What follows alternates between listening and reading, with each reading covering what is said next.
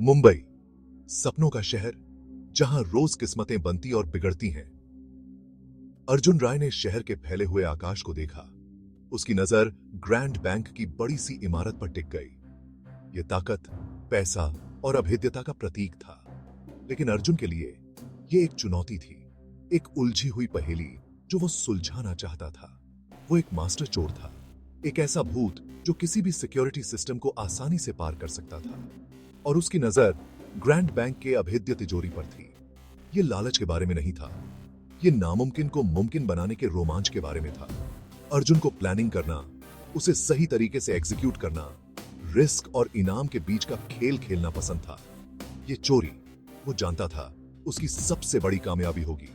घड़ी की टिक टिक, हर सेकंड उसे सच्चाई के पल के करीब ले जा रहा था। अर्जुन हमेशा सबसे अच्छे लोगों के साथ काम करता था, भले ही इसका मतलब कम लोग ही क्यों ना हो। उसने अपने साथियों को खुद चुना था, हर कोई अपने आप में माहिर। सबसे पहले रिया, एक टेक्नोलॉजी विजर्ड। उसकी उंगलियां कीबोर्ड पर ऐसे चलती थीं जैसे कोई जादू कर रही हो, कोड्स के साथ खेल रही हो।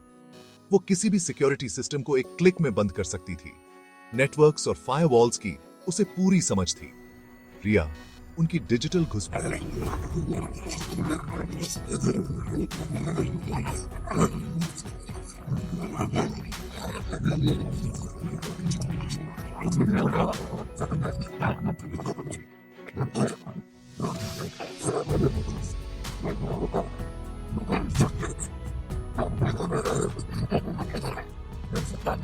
ये ताकत थे, विश्वास, हुनर और कुछ अलग करने की चाहत से बंधे हुए।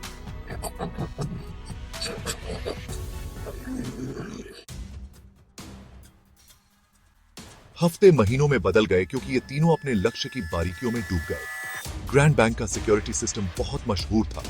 हर जगह कैमरे लगे हुए थे, ढेर सारे गार्ड्स और अलार्म का जाल बिछा हुआ था।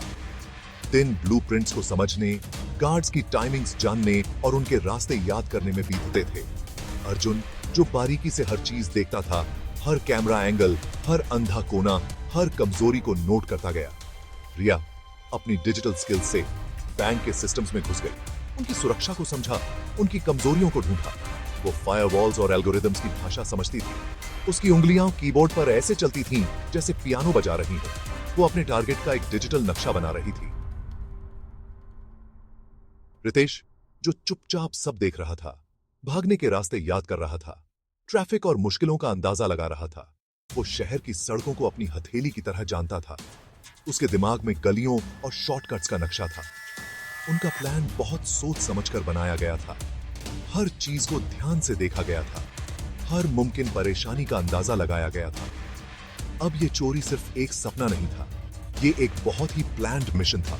बस सही समय का इंतजार था।